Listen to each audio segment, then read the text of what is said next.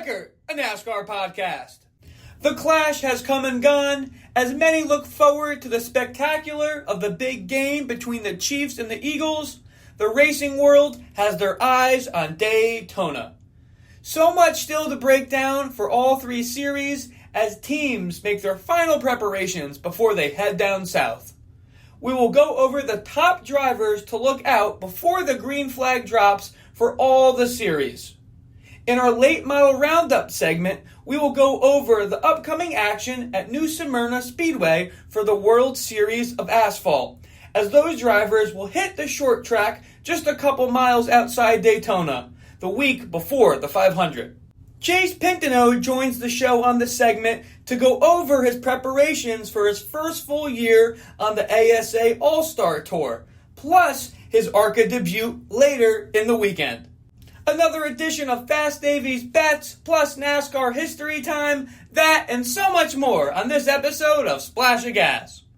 As always, we are sponsored by Magical Travel with Dave, aka Disney Dave Weichert, my father. He will be able to help you with all your Disney and Universal vacation needs. He can be reached at DisneyDaveW@Verizon.net. Please make sure you follow all the Splash of Gas social medias for midweek updates. Instagram and Facebook are both Splash of Gas with Dave Weichert. We are now available on Twitch for some live Splash of Gas. Our handle on Twitch is _Dave Weichert. Now for our first segment of the episode, our late model roundup. The ASA All-Star Super Late Model Tour will start off their season at New Smyrna Speedway February 11th for the Clyde Hart Memorial. The ASA All-Star Tour and Southern Super Series have officially released the stacked Super Late Model field for the Clyde Hart Memorial. 34 drivers from 15 states plus Canada are ready to go for the 200-lap, $15,000 to win season opener. Among those entered, including the nation's best Bubba Pollard, Ty Majeski, Derek Thorne, Stephen Nasse, and Cole Butcher. A plethora of young guns are also ready to go battle as William Sawalich, Kyle Steckley, Ty Fredrickson, Chase Pinsonneault, Jake Finch, Carson Brown, Connor Jones, Gavin Boschel, and Dawson Sutton will all be trying to give it their best in New Smyrna.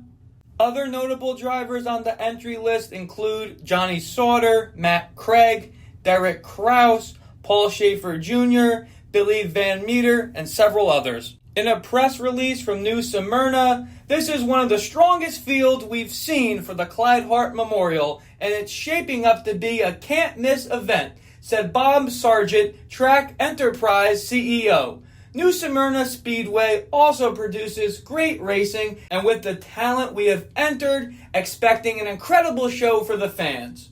Tuesday's event will serve as the first of the 12 races for the ASA Stars National Tour. The series will have a month off to prepare for the second event of the season at Five Flags Speedway in Pensacola on Sunday, March 23rd. Was lucky enough to have ASA Stars National Tour driver Chase Pinsonneault call in for the segment. Chase is gearing up for his first season in the series, fresh off his Rookie of the Year win on the JEG CRA All-Star Tour. We will also preview the ARCA Daytona race with Chase, where he is making his debut in the series. Here's what Chase had to say. I'm Chase Pinsonneault calling into the show for the late model roundup. Appreciate you hopping on again. Chase, last year on the JEG CRA All-Star Tour. Now this season, jumping up to the ASA Stars Tour for the full season. You raced super late models last month at Cordele for Speedfest. Saw you got some ice fishing in last weekend. How are you feeling for the first race of the season at the half mile of New Smyrna for the Clyde Hart Memorial? I'm feeling really good. Last year was obviously a super successful season for us and the team with the JEGS Tour, rounding out with Rookie of the Year and second place overall. So it was fitting for us to hop up and run the ASA Stars National Tour full-time this coming year. I'm feeling super excited. New Smyrna, some of the track characteristics that I've been described, sounds like it's going to be a really fitting place for me for sure. So I'm super pumped. Okay, awesome. Sounds like you're ready. When I first had you on the show going over the Snowball Derby, I was impressed when you mentioned how focused and calm you were mentally with such big names in the race. not a difference for the 200-lap Clyde Hart, assuming you're taking a similar approach? Yeah, for sure. Yeah, it's going to be similar style of a weekend, very big names, some old truck cup Xfinity drivers, some, world-class super late model drivers, Stephen Nasse, Bubba Pollard, and obviously your kids that are coming up too, some amazing young talent. So definitely got to treat it with the same approach, not worry too much about names. They're just another car on the racetrack. Heck yeah, awesome. Cool, no, I appreciate you going over that. Last time, you mentioned qualifying hasn't always been your strongest. Anything specific you're looking for, have been working on going into New Smyrna? I think we're just working on car balance. I feel like from racing pro late models as long as I've been, I've developed a feel that I really like in a race car to go fast, and it's just going to have to adjust a little bit. Super late models with a little bit more power require some different things to go fast. So I'm learning. The team's learning how I drive. And just some little things like throttle control that I'm just picking up with and, just practicing. I feel like we made a lot of gains on it. Cordio Motor Speedway going out early hurt us a lot, but I feel like we did definitely have a car that was within a tenth. So we're definitely gaining on it for sure, but just, working on car balance. 10-4, awesome. Last year you had a terrific season in the CRA Tour. Hopping in a new series, obviously, like you just said, Bubba Pollard, Stephen Nasse, some names have been there for a while. Anything kind of specific that, you have your head up going into a new series like that, or what's your mindset for that? I think just the biggest thing is being disciplined. The longer races and faster race cars, it's a lot easier to make rash decisions, and I feel like if I can keep my head in consistent, steady pace, I feel like that's going to be the key to my success, just not worrying too much about everybody else's program, worrying completely about my program, and just learning as well. All these people have been doing it for so long, so I'll definitely accelerate my learning process and gain more success if I take as much notes as I can from the guys that have been doing it so long. All right, yeah. Definitely sounds like the right mindset for that one. Looking forward to the rest of the season. You were just at Five Flags last December. Second race of the ASA season is there in March for the Sunshine State 200. Are you looking forward to going back to Five Flags? Yeah, Five Flags is a really cool place. Never been there in a super, so it's going to be a cool experience for me. It's something that I've dreamed of since I was a kid, so I'm very excited to get back there. It's a place we've struggled with in the past, but I feel like everything we've done this year has definitely been making gains, and I feel like we can definitely be really strong. For sure. I feel like also from the Snowball Derby weekend, you can take a lot of that as well. Yes, absolutely. The discipline I learned and just the information I gained from the racetrack is all going to definitely help our success at Five Flags. Cool. Heck yeah. Last but not least, ARCA. I know you're super focused on the super late model. I'm super excited to watch you in Daytona again, this time in a race. I can't imagine how you're feeling. You were second on the speed charts in the January practice in that Venturini car. What are you looking forward to, and do you have any expectations? I'm super pumped up. I'm going in with absolutely no expectations. Been doing a lot of meetings with my spotter, with my crew chief, and with VMS, just learning as much as I can, just about drafting and everything I need to know leading up to the Daytona race, how to stay safe and how to be in contention at the end.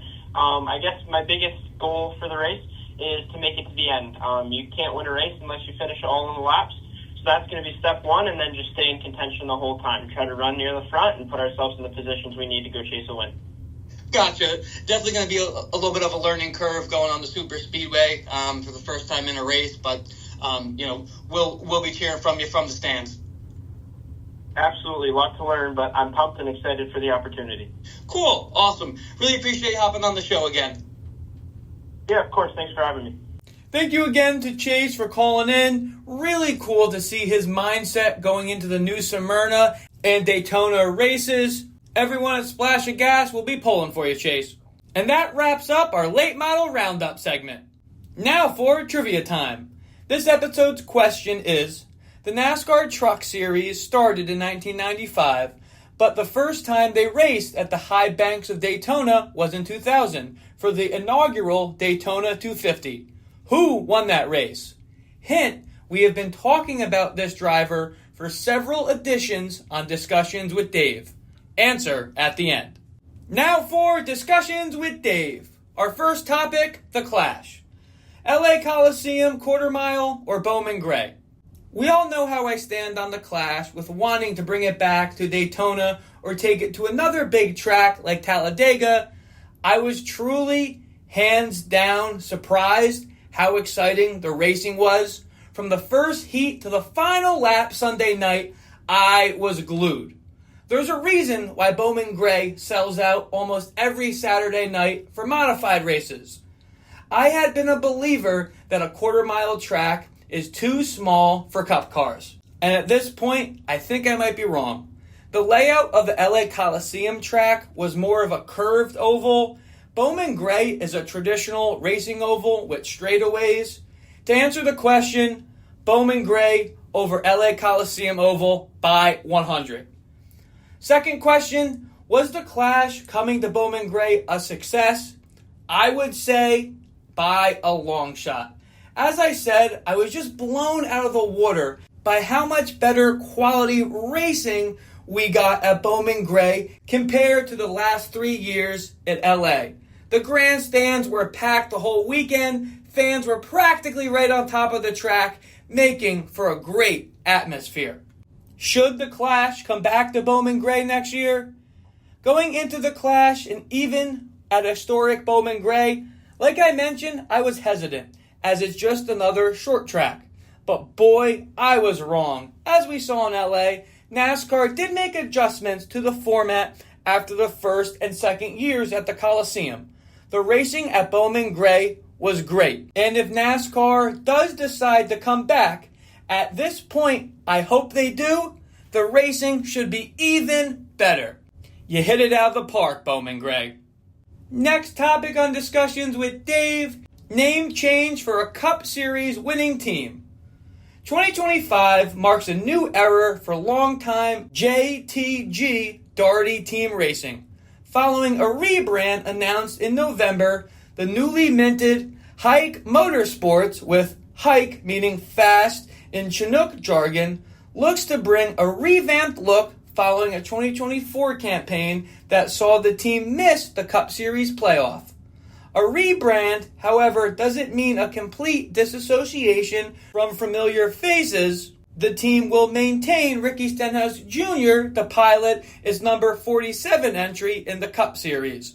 They also keep their partnership with Hendrick Motorsports. Although 2024 might have been a step back compared to the round of 16 appearance they had in 2023, there is still plenty of electric moments from last year they can build upon. And the main highlight of that is when Ricky Stenhouse played playoff spoiler and won the Talladega Superspeedway race in the round of 12 playoffs. On paper and from the press announcement, it doesn't seem like much besides a name change. We'll see what effects that has on the team, good, bad, or if any. Next topic on Discussions with Dave, no more rookie yellow stripes. NASCAR will be removing the yellow rookie stripes from cars, calling them unnecessary at the highest level of stock car racing. When I first heard this, yes, it's a minute change, and regardless of rookie status, NASCAR fans are going to know what drivers are in the cars, regardless of the yellow stripe. I don't like change. When NASCAR first announced this, I was like, dang, I really like that yellow stripe. But hey, it's a small, minute detail. I was listening to the Dale Jr. download his podcast. He really came out against this. And this is where I doubled down. Dale is an old school racer. And he's of the mindset that you earn your rookie yellow stripes. And I totally agree with him on that one. I'm sure in the end it came down to a sponsor not wanting the yellow stripe or having more advertising on the rear end of a rookie's car or something along those lines. But you will be missed, rookie yellow stripes. Moving right along on Discussions with Dave. We both know Michael McDowell and Justin Haley will be full-time with Spire in the Cup Series. It was announced that McDowell and Haley will be each driving in the truck race for Spire at Daytona. Haley will drive the number 7 entry, while McDowell will pilot the number 07 entry. Haley has not raced in the NASCAR Truck Series since 2020. His last full-time Truck Series season was in 2018, where he picked up 3 wins for GMS Racing. Michael McDowell hasn't raced in the Truck Series since 2009, and he only has 2 starts in the division, with a career best of 14th for Thor Sport at New Hampshire. Now we move on to our drivers to look out for in Daytona. Wanted to touch upon several drivers for each of the 4 upcoming races at Daytona that could have a chance come race day. These aren't my final predictions, but wanted to go over drivers for each race that have good track records on speedways and who should be there come the checkered flag. We start with ARCA. Amber Balkan was top of the speed charts in the ARCA practice. She will be in the car for Nitro Motorsports. They will have the speed. Can Amber be there at the end? Andy Jankowiak, he's fresh off the Indoor Midget Car Championship from last week. Andy always seems to turn it on at the end, and we know he will be standing on that gas pedal. Spire Motorsports will field HendrickCars.com Chevy for Corey Day. He was top of the Xfinity practice charts last week. Expect the Spire car to be ready.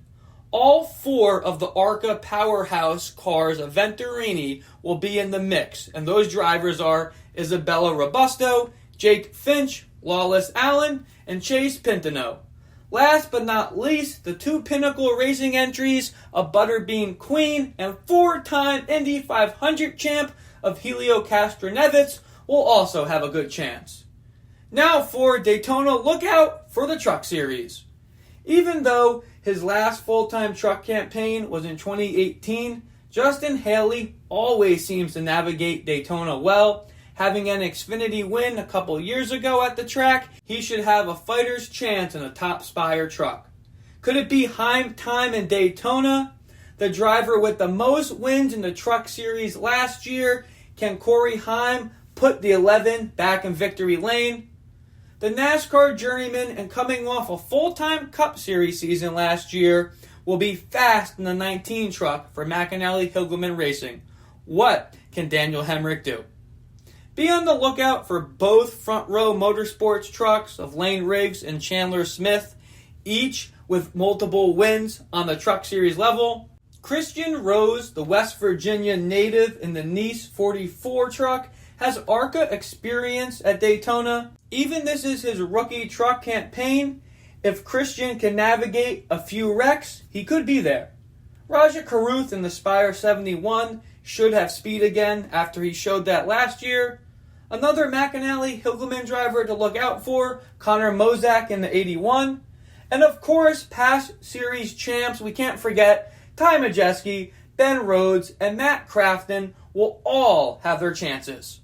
Moving right along to the Xfinity Series, Daytona drivers to look out for. Jesse Love going into his second full-time Xfinity season, driving the number 2 for Richard Childress Racing. Jesse won the pole last year in his first Daytona race. Those RCR cars are always fast on the big tracks. Last year's champ, Justin Allgaier, always seems to be up front in Daytona. Can he keep the 7-car clean? Sammy Smith, another junior motorsports car like Justin. Sammy won in the playoffs last year at the second Talladega race. My guy, the flying mullet himself, the Colleague Racing 11 driven by Josh Williams. Does he have the right equation to make it to the end? Austin Hill, the second of the Richard Childress Racing Xfinity cars. He's won the February race in Daytona the last 3 years. Can he be stopped? Harrison Burton takes over the 25 Xfinity seat for AM Racing after being at the Cup Series level for the last 2 seasons with Wood Brothers Racing, winning the August 2024 Cup race at Daytona. Can AM bring the speed a good super speedway driver of Harrison Burton needs? Jed Burton, cousin of Harrison, will be back in the 27 for Jordan Anderson Racing. Jeb has 2 career wins from Talladega at the Xfinity level. Can Jeb do it under the lights of Daytona? Ryan Sieg and his family-owned number 39. Can he bring the speed he had last year? Sam Mayer leaving Junior Motorsports and going to Haas factory team on the Xfinity side. Can he bring it with his new team come week 1? If Nick Sanchez wants to show the Xfinity field that he's here to win, no better way to do it and get it done in Daytona. He won the Truck Series race at Daytona last year, Nick Sanchez did. Taylor Gray moves to Joe Gibbs Racing at the Xfinity Series level. Last year with Tricon in the trucks, he impressed me. I think Taylor is a very smart driver. Daytona isn't his strongest track, but he should be at the front of the pack. Last but not least, the 88 whiz kid of Connor Zilic. Not sure if the rookie can grab a win his first time in an Xfinity car on the big track, but wouldn't be surprised if he won qualifying. The Cup Series drivers to look out for Daytona. Apologize if this list is a little long. All of the drivers entered in this year's Daytona 500 are to look out for, but here's are the ones I'll be looking at throughout the weekend. Ross Chastain in the Trackhouse number 1. If his aggressive racing doesn't cause the big one, Ross could be there. The number 2, driven by Austin Cindric for Team Penske, always seems to turn it up on the bigger tracks. Austin won the Daytona 500 in 2022. Another driver that will be up front on the draft is the number 3 of Austin Dillon. He won the August 2022 race at Daytona, plus the 2018 Daytona 500. I'm not exactly sure if he will have a win this year, but still expect big things from Noah Gragson this season. Can he start off with a top 5? Kyle Larson, don't have to say much more. He's always got a chance to win. Brad Keselowski has never won the Daytona 500, but he's been oh so close. After ending his long winless streak last year, expect Brad to contend. Kyle Busch, we all know what he can do. Can he turn around from a winless 2024 with a 500 win? Hendrick Carr of Chase Elliott, fresh off the Clash win, definitely going to have speed. Always a danger, but can he turn up the heat after a few off seasons? Has he won a championship yet? No, but he's got not 1, not 2, but 3 Daytona 500 wins. Can the draft master, like Denny Hamlin, make it happen? Ryan Blaney's always there on the bigger tracks. Can he avoid that big wreck this time? C. Bell in the Joe Gibbs Racing 20. Like Hamlin, he will be fast. Spoke to Christopher after his qualifying lap in August. He was not pleased. Will Bell have the car he likes come Sunday? Love him or hate him, Joey Logano was on the front row for the 500 last year, and we know he went on to win the championship. Joey's always going to have a chance. Can Bubba Wallace turn it up and navigate the traffic to bring the Michael Jordan-owned car to victory lane? Can't forget about last year's driver, Willie B., William Byron. He will look to go back-to-back. Of the front row cars, I think Todd Gilliland does have the best chance to win. The second of the 2311 drivers, Tyler Reddick, he was in the Final 4 last year in Phoenix. If Bubba can't do it, can Tyler get it done for MJ? It wouldn't be a super speedway segment if we didn't mention the Mississippi Man and the 2023 500 champ, Ricky Stenhouse Jr. Alex Bowman in the Hendrick 48 car, just like in past years, will have a swinging chance at winning the pole. But can he put a whole race together? 2021 winner Michael McDowell goes to a new team, Inspire. Can they bring the speed for him? After retiring from full-time Cup Series racing last year, Martin Truex Jr. will be back in a Toyota. Marty hasn't had the best Cup Series record on super speedways, but he will be teaming up with the crew chief he won the 2017 NASCAR Cup Series championship with, Cole Pearn. Can Cole make the right calls for Marty? And that wraps up drivers to look out for Daytona. Now for NASCAR history time. The unknown Petty. The late Julius Hilton Petty is almost certainly the most successful member of the famous Petty family, who most NASCAR fans have never heard of. Everyone with even a smattering of stock car history knows about 3-time champion Lee Petty and his son, 7-time NASCAR champion, the King, Richard Petty.